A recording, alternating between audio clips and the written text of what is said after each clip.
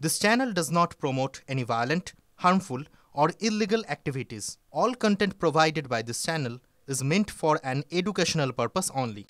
Electronic gadget থেকে automobile industry সর্বত্র নিজেদের একছত্র আধিপত্য কায়েম করার পর এবার ড্রাগনের দেশের নজরে কৃত্রিম বুদ্ধিমত্তা। ডিপসিক নামক চীনের একটি আর্টিফিশিয়াল ইন্টেলিজেন্স সংস্থা মাত্র এক সপ্তাহ আগেই লঞ্চ করেছে R1 নামক তাদের একটি AI মডেল।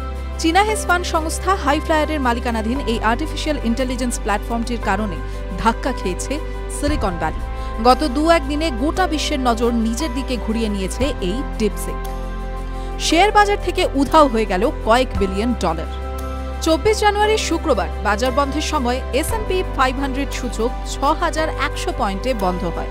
সেই সূচক 27 জানুয়ারি সকালে খুলে 5969 পয়েন্টে, যা প্রায় 2.16% পতন।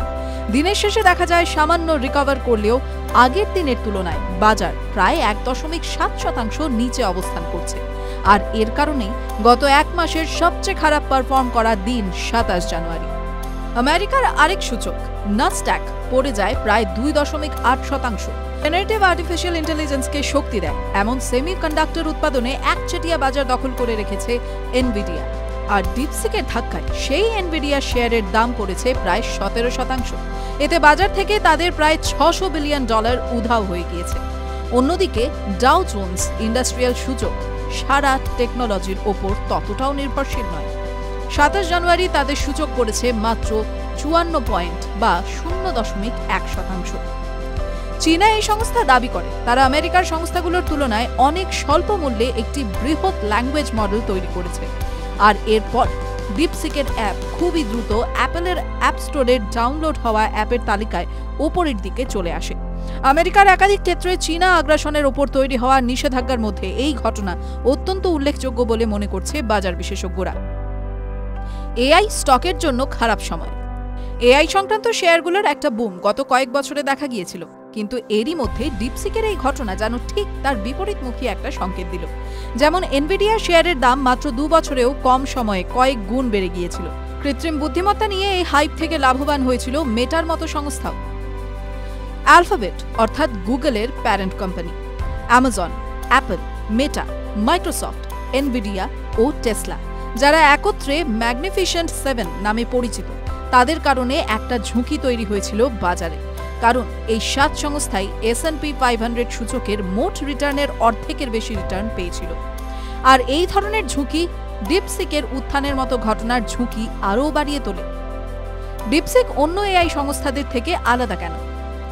জানা যাচ্ছে এত কম সময়ে এই মাইলফলক ছুঁয়ে ফেলার পরও নাকি ডিপসিকের এই এআই মডেল। অন্যদিকে ডিপসিক তাদের খরচের জন্য বাইদু, আলিবাবা বা বাইটড্যান্সের মতো বড় বড় টেক জয়েন্টের উপর নির্ভর করে না। হেজ ফান্ড সংস্থা হাইফ্লায়ার শুধুমাত্র রয়েছে এদের পেছনে।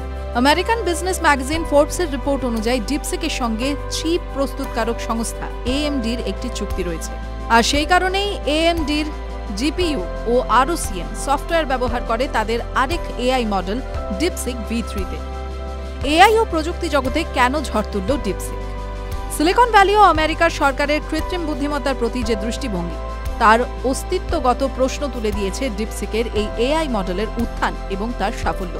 আমেরিকার বড় বড় টেক সংস্থাগুলো মনে করে যে কৃত্রিম বুদ্ধিমত্তার ক্ষেত্রে তারা অনেকাংশে এগিয়ে রয়েছে, কারণ বিশাল মূলধনের কারণে পৃথিবীর বিভিন্ন প্রান্ত থেকে তারা প্রথম সারির প্রতিবাদের তুলে আনতে পারে, বা বিরাট বিরাট ডেটা সেন্টার তৈরির জন্য বিপুল বিনিয়োগ করে ব্যয়বহুল ও হাই এন্ড চিপ কেনার ক্ষমতাও রাখে তারা। Market analysis newsletter the Kobeissi letter এর প্রতিষ্ঠাতা অ্যাডাম কোবেসি এক্সের মাধ্যমে লিখেছেন, 10 বছর আগে ওপেন এআই প্রতিষ্ঠা হয়েছিল। বর্তমানে তাদের কর্মী সংখ্যা 4500 এবং তারা বাজার থেকে মোট $6.6 বিলিয়ন তুলেছে মূলধন হিসেবে। অন্যদিকে ডিপসিকের প্রতিষ্ঠা হয় মাত্র 2 বছর আগে। মাত্র 200 কর্মী সেখানে কাজ করেন ও বাজার থেকে তারা এখনো পর্যন্ত মাত্র $10 মিলিয়ন তুলেছে মূলধন হিসেবে।